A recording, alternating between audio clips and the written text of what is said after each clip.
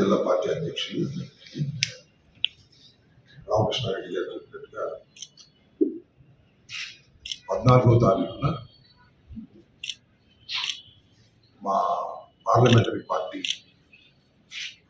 ఇన్ఛార్జిగా నియమించబడినటువంటి డాక్టర్ అనిల్ గారు ఆ రోజు మన నర్సాపేట వస్తున్న సందర్భాన్ని పురస్కరించుకొని పల్నాడు బస్టాండ్ సెంటర్లో బహిరంగ సభను నిర్వహించాలని మేమందరం నిర్ణయించుకున్నాం. ఆ బహిరంగ సభకు పార్లమెంట్లో ఉన్నటువంటి 7 అసెంబ్లీ నియోజకవర్గాల నుంచి కూడా కార్యకర్తలు రావాల్సిందిగా మీ ద్వారా వారందరికీ కూడా విజ్ఞప్తి చేస్తున్నాం. జగన్మోహన్ రెడ్డి గారు ఒక చరిత్రాత్మకమైనటువంటి నిర్ణయాన్ని తీసుకున్నారు. నర్సరావుపేట పార్లమెంటరీ నియోజకవర్గం అనేది చాలా ప్రతిష్టాత్మకమైనటువంటి నియోజకవర్గం.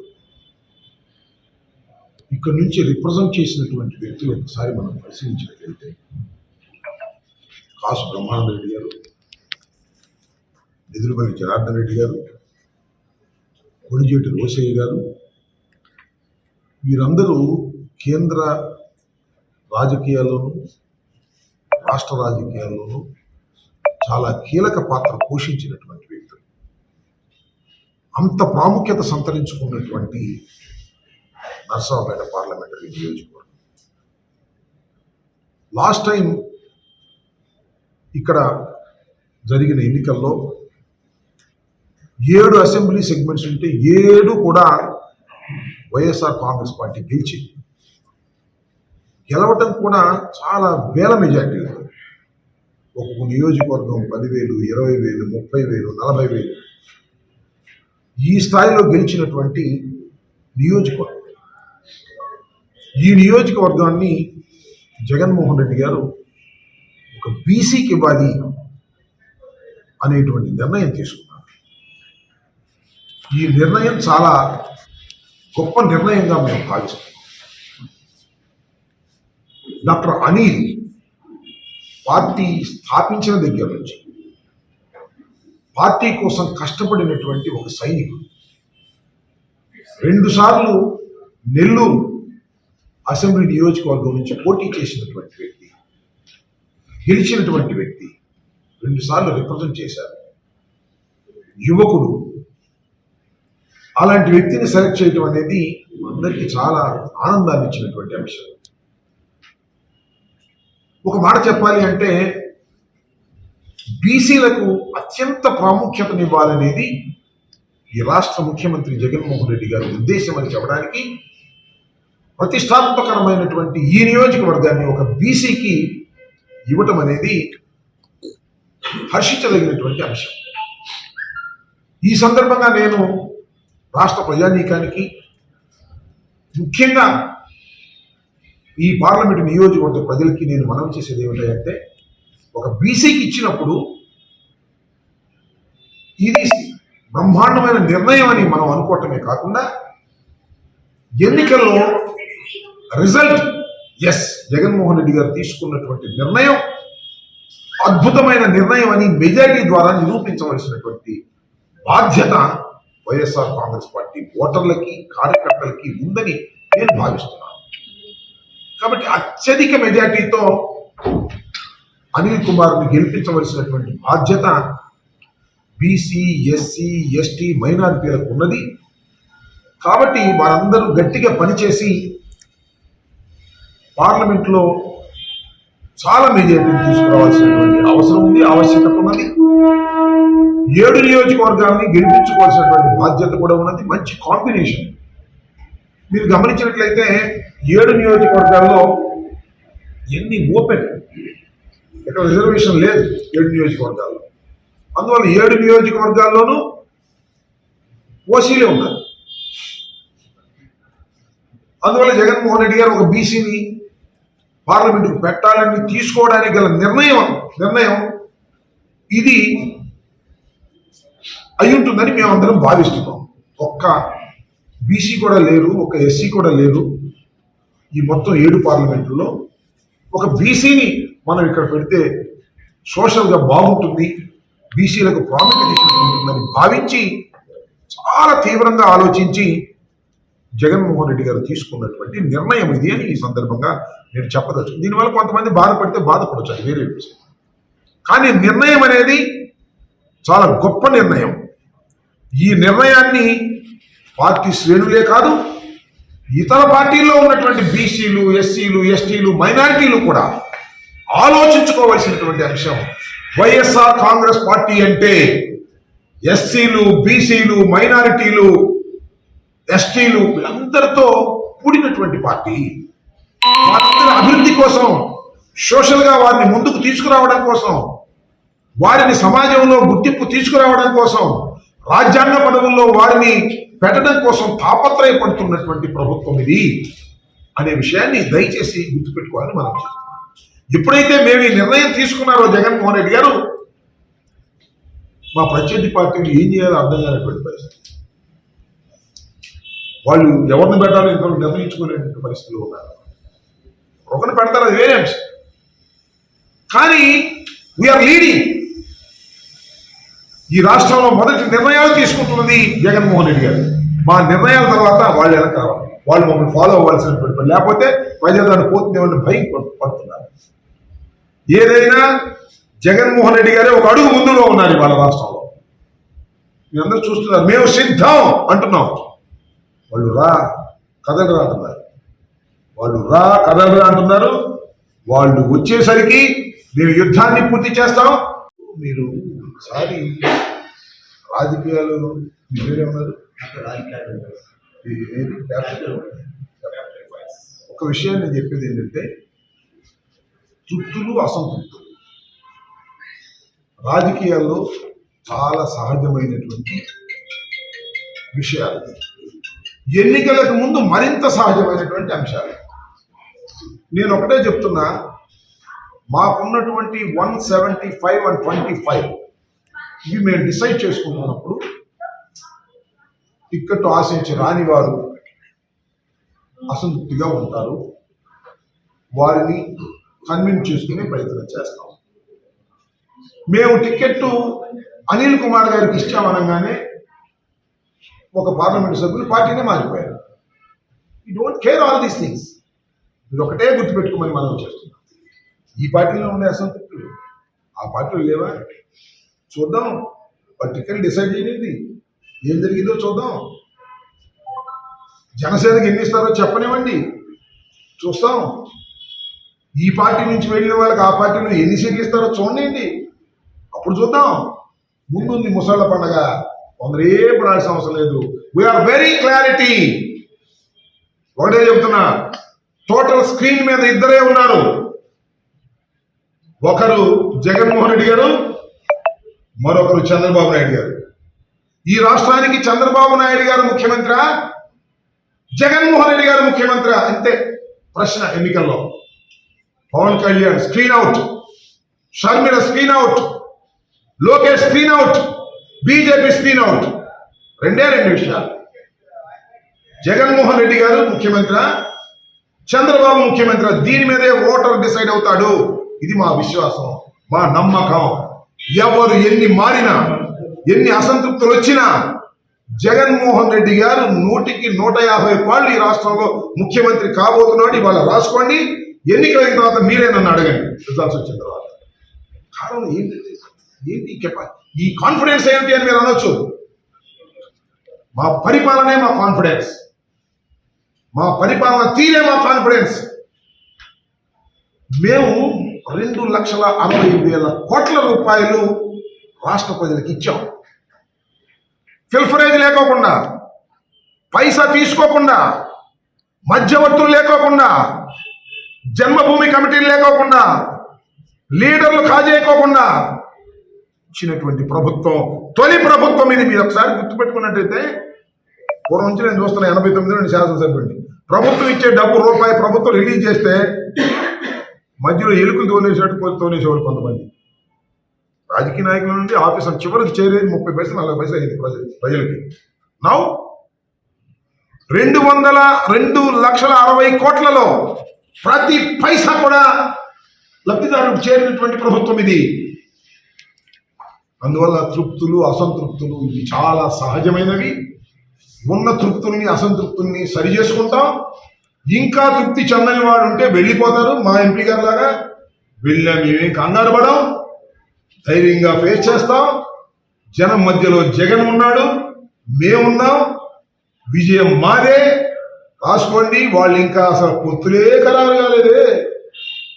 అసలు 7 సీట్లలో ఎవరెవరిని పెడతారో తెలుసా వాళ్ళకి? 7 సీట్లలో జనసేనకి ఏమన్నా ఇస్తారో లేదో తెలుసా మీకు? మన ఉమ్మడి గుంటూరు జిల్లాలో ఉన్నటువంటి సీట్లు ఏది జనసేనకి ఇస్తారు, ఏది జనసేనకి ఇవ్వరు తెలుసా? They are most confusion. మాకు కన్ఫ్యూజన్ లేదు, విజయం మాదే. తృప్తులు అసంతృప్తుల గురించి మేము వర్రీ కావడం లేదు, కాబోము కూడా. 4 పోయారు మాకు ఓటు వేయకోకుండా, డబ్బులు గమ్ముడిపోయి. We don't care.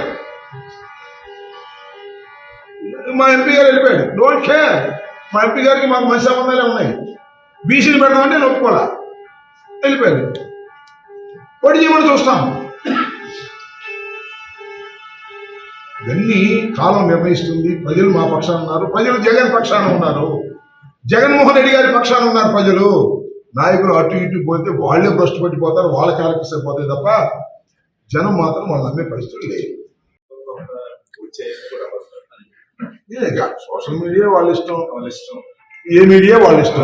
వాళ్ళు మారుతారని ఏమీ లేదు. మాకు తెలిసిన సమాచారం వరకు ఇంకా మనం మొత్తం టోటల్ ఉమ్మడి జిల్లాలోనే మార్పులు జరిగిపోయాయి. మాచర్లలో నేనే పోటీ చేస్తున్నా, ప్రజల్లో వైఎస్ఆర్ పోటీ చేస్తున్నాడు, బ్రహ్మనాయుడు గారు పోటీ చేస్తున్నారు, సత్రంలో రాంబాబు పోటీ చేస్తున్నారు, కోరపాళ్ళ శంకరరావు గారు పోటీ చేస్తున్నారు, చిలుకూరుపేట రాజేష్, నర్సాపేటలో శ్రీనివాస్ రెడ్డి గారు పోటీ చేస్తున్నారు. 7 హామీలు నెరవేర్చడంలో వైఎస్ఆర్ కాంగ్రెస్ పార్టీ చేసినన్ని వాగ్దానాలను నెరవేర్చినటువంటి తీరు ఒకసారి వెనక్కి చూసుకోండి. ఎస్, మీరు విభజన హామీలు లేదు, మద్యపాన నిషేధం లేదు, ఇది స్పెషల్ స్టేటస్. నేను మనం చేసినట్టే 100కి 100 అనలేదు, మేము 100కి 99.23 చెప్పాము. ఇంతకన్నా గొప్పగా తెలుగుదేశం వాళ్ళు అంటున్నారు ఇవన్నీ. వాళ్ళు చెప్పమనండి, వాళ్ళ మేనిఫెస్టో చెప్పమనండి. 2014 మేనిఫెస్టో, 2019 మేనిఫెస్టో చెప్పండి. 2019 మేనిఫెస్టో తీసేయండి, అది తీసేయండి. 2014 మేనిఫెస్టోలో వాళ్ళు ఏం పూర్తి చేశారు చెప్పమనండి. చర్చకు రమ్మనండి, చర్చకు సిద్ధం. వాళ్ళ మేనిఫెస్టో, మా మేనిఫెస్టో. నేను అనేది ఏంటంటే బ్లాక్ అండ్ వైట్లో ఇచ్చినటువంటి 99% వాగ్దానాలు నెరవేర్చినటువంటి ప్రభుత్వం. ఏదో అరాకొర ఉంటే ఇంకా చూస్తాం, లేదంటే మళ్ళా మేము వస్తాం తీరుస్తాం. అరాకొర ఉంటాయి, 100కి 100 పాళ్ళు తీర్చలేకపోవచ్చు. ఎవరు అడుగుతున్నారు మమ్మల్ని ప్రశ్న? ఒక్క హామీని కూడా నెరవేర్చినటువంటి తెలుగుదేశం అడుగుతుంది. 54 పేజీల మేనిఫెస్టో రిలీజ్ చేసి ఎన్నికలు అయిపోయిన తర్వాత ఆ మేనిఫెస్టోని తగలేసేసి, ఆ మేనిఫెస్టోని వెబ్సైట్లో తీసేసి ఎవరన్నా చూస్తే తిడతారని అలాంటి దౌర్భాగ్యమైన పార్టీ మమ్మల్ని అడిగే హక్కు అని అడుగుతున్నాను. నేను మనవి చేస్తున్నా, మీరు ఏ ఆఫీస్కైనా వెళ్ళండి, ఫ్రేమ్ పెట్టి ఉంటుంది మా మేనిఫెస్టో. మినిస్టర్ టేబుల్ మీద ఉంటుంది మేనిఫెస్టో. ఇంటింటికి తీసుకెళ్లి మేనిఫెస్టో ఇచ్చాం ధైర్యంగా. అంటే మేనిఫెస్టోలో ఇచ్చినటువంటి ప్రతి కార్యక్రమాన్ని టిక్ చేసుకుంటూ జగన్మోహన్ రెడ్డి గారు నిర్వహించారు. 0.2% లేదా 1% వదిలేసి క్షమాపణ తప్ప వేరే విషయం కాదని కూడా ఈ సందర్భంగా మనవి చేస్తున్నా. మా మేనిఫెస్టో గురించి మాట్లాడే నైతిక అర్హత తెలుగుదేశానికి లేదు. 14 సంవత్సరాలు ఈ రాష్ట్రాన్ని పరిపాలించినటువంటి చంద్రబాబుకి మరింతగా లేదు. అన్ని వాగ్దానాలు నెరవేర్చినటువంటి వ్యక్తి, 100కి 99% వాగ్దానాలు నెరవేర్చినటువంటి వ్యక్తి జగన్మోహన్ రెడ్డి గారు. మా ప్రపోజల్ ఇంకా ఆ స్టేలో ఉంది కాబట్టి లీగల్గా అమరావతి అని చెప్తాం ప్రస్తుతం. అమరావతిలోనే ఉన్నాయి కదా. నేను ఇది ఒక పిచ్చి ప్రశ్నలు అంటే మీరు కాదు క్షమించాలి, తెలుగుదేశం వాళ్ళు అడుగుతా ఉన్నారు. మీరు అమరావతి రాజధాని అంటే ఏం చెప్తారు మా పిల్లలకి అమెరికాలో అడిగితే? మీరు అమరావతిని వ్యతిరేకించి మళ్ళీ 3 రాజధానులు చెప్పారు. చెప్పాం కదా, ఇప్పుడు దాని మీద ఉన్నాం, దాని మీద క్లారిటీ లేదు. ఇప్పుడు మీద we're on that stand only, but it is in the supreme court litigation. How can I speak that? మేము ఇప్పటికీ చెప్తున్నాం మా విధానం 3 రాజధానులే. అమ్మో 3 రాజధానులు అయితే కొంప అంటుకుపోతాయి. అంటుకుపోదు మరి పొలాలు కొనుక్కున్నోడికి, అంటుకుపోదు మరి కోట్లు పెట్టుబడి పెట్టినోడికి. మేము 3 రాజధానులే మా విధానం ఇప్పటికీ ఎప్పటికీ కూడా. దాంతోనే మేము ఎన్నికలకు వెళ్తాం. దానిలో ఏమి సందేహం ఏమి లేదు, మాట మార్చే ప్రశ్నే లేదు. But that is in the court. Stay ఉంది కాబట్టి మేము షిఫ్ట్ కావట్లేదు. ఎప్పుడు స్టే దొరికిపోతే అప్పుడు షిఫ్ట్ అవుతాం. ఇప్పుడు అడిగితే అమరావతి అంటాం, మా విధానం మాత్రం 3 రాజధానులు అంటాం. మళ్ళా మా ప్రభుత్వం వస్తుంది, 3 రాజధానులు చేస్తాం. హైకోర్టు కర్నూలులో ఉంటుంది, శాసనసభ అమరావతిలో ఉంటుంది, సెక్రటేరియట్ విశాఖపట్నంలో ఉంటుంది. ఇదే మా విధానం. దీనిలో ఏ విధమైన మార్పు ఉండదు, ఉండబోదు. మేము అన్నిటికీ సిద్ధమై ఉన్నాం. రాష్ట్రంలో ఉన్నటువంటి అన్ని నియోజకవర్గాల్లో కూడా అభ్యర్థుల్ని ఖరారు చేసుకుని ముందుకు వెళుతున్నటువంటి సందర్భం ఇది. ఇంకా వాళ్ళు పొత్తులు, జిత్తులు, ఎత్తులు ఏదేదో చేస్తున్నారు. ఒక ఆయన ఢిల్లీ పోతాడు, ఒక ఆయన ఢిల్లీ రావాలని కౌలు చేశారు కానీ వెళ్ళలేదు అని చెబుతారు, ఈ పత్రికలను రాస్తారు. వాళ్ళందరూ కూడా చాలా గందరగోళంలో ఉన్నారు. మేము ఏ గందరగోళంలో లేము. 175, 25 మొత్తాన్ని డిక్లేర్ చేసుకుని సిద్ధమై కథన రంగానికి దూకడానికి సిద్ధంగా ఉన్నామనే విషయాన్ని ఇప్పటికే ప్రజలందరికీ అర్థమైపోయి ఉంటుంది. వాళ్ళు పొత్తులు పెట్టుకున్నారంటారు, పొత్తులు పెట్టుకుంటేనేమో సీట్లు చెప్పరు. వాళ్ళ పొత్తుందో లేదో వాళ్ళకి తెలియనటువంటి పరిస్థితి. చిన్న లాజికల్ క్వశ్చన్ని మీ ద్వారా రాష్ట్ర ప్రజానీకానికి మేధావుల్ని అడుగుతా ఉన్నా. పవన్ కళ్యాణ్ గారి జనసేన పార్టీ ఎవరితో ఉంది చెప్పనండి. పవన్ కళ్యాణ్ గారిని చెప్పమనండి. బీజేపీతో ఉందా, తెలుగుదేశంతో ఉందా? బీజేపీకి చట్ట ప్రకారం వాళ్ళిద్దరూ కూడా పొత్తు కూర్చుకున్నారు లేదా? బీజేపీ వాళ్ళు, జనసేన పార్టీ అధినేత ఇద్దరు కూర్చున్నారు. గుర్తుందిగా మీకు 2 సంవత్సరాల క్రితం, 3 సంవత్సరాల క్రితం. అప్పుడు కన్నా లక్ష్మణ్ గారు బహుశా బీజేపీ పార్టీ అధ్యక్షుడు, ఈయన ఈ పార్టీ అధ్యక్షుడు. మేమిద్దరం కలిసి ఇవాళ నుంచి పొత్తులో ఉన్నాం, మేమిద్దరం కలిసి పనిచేస్తాం, రోడ్డు మ్యాప్ కోసం ఎదురు చూస్తున్నాం అని చెబుతూనే ఉన్నారు. నేను ఇప్పుడు అడుగుతా ఉన్నా, బీజేపీతో పొత్తులో ఉన్నావా లేవా? చెప్పలేడు సమాధానం. ఉంటే బీజేపీ అంగీకారం లేకోకుండా నువ్వెందుకు రాజమండ్రి సెంట్రల్ జైలు ముందు తెలుగుదేశంతో కలిసి వెళ్తాను అని ఎందుకు చెప్పారు? ఇవన్నీ కూడా అనైతికమైన రాజకీయాలు చేస్తున్నటువంటి వ్యక్తులు నారా చంద్రబాబు నాయుడు గారు, జనసేన పార్టీ అధ్యక్షులైనటువంటి పవన్ కళ్యాణ్ గారు అనైతికమైన కార్యక్రమాలు చేస్తున్నారు. అందువల్లే గందరగోళంలో ఉన్నారు. ఇంతవరకు బీజేపీ కలిసి వస్తుందో రాదో తెలియదు, వీళ్ళిద్దరూ కలిసి వెళ్తారో లేదో తెలియదు, వీళ్ళకి ఎన్ని సీట్లు వస్తాయో తెలియదు, ఎవరికి జనసేనకి ఎన్ని సీట్లు ఇస్తారో తెలియదు, ఆయన ఎన్ని సీట్లు ఇవ్వాలో ఆయనకి తెలియదు. మోస్ట్ గందరగోళంలో ఉన్నటువంటి రాజకీయ పార్టీలు మా ప్రత్యర్థులు. మోస్ట్ క్లారిటీగా ఉన్నటువంటి రాజకీయ పక్షం జగన్మోహన్ రెడ్డి గారి సారథ్యంలో ఉన్నటువంటి వైఎస్ఆర్ కాంగ్రెస్ పార్టీ. కాబట్టి వైఎస్ఆర్ కాంగ్రెస్ పార్టీకి అద్భుతమైనటువంటి విజయాన్ని ప్రజలు చేకూర్చడానికి సిద్ధంగా ఉన్నారు. దానిలో భాగంగానే ఈ రోజున ముఖ్యంగా అనిల్ కుమార్ యాదవ్ గారిని ఇక్కడ నిర్ణయించడం అనేది అందరికీ చాలా సంతోషాన్ని ఇచ్చినటువంటి అంశం. ఒక బీసీ వర్గానికి చెందినటువంటి విద్యావంతుడు మన ప్రాంతానికి వస్తున్నాడు, ఆయన్ని స్వాగతించాలి అనేటువంటి కార్యక్రమంలో మేమందరం కూడా నిమగ్నమై ఉన్నాం. 14వ తారీఖు సాయంత్రం 5 గంటలకి ఆయన్ని గ్రాండ్గా రిసీవ్ చేసుకుంటాం.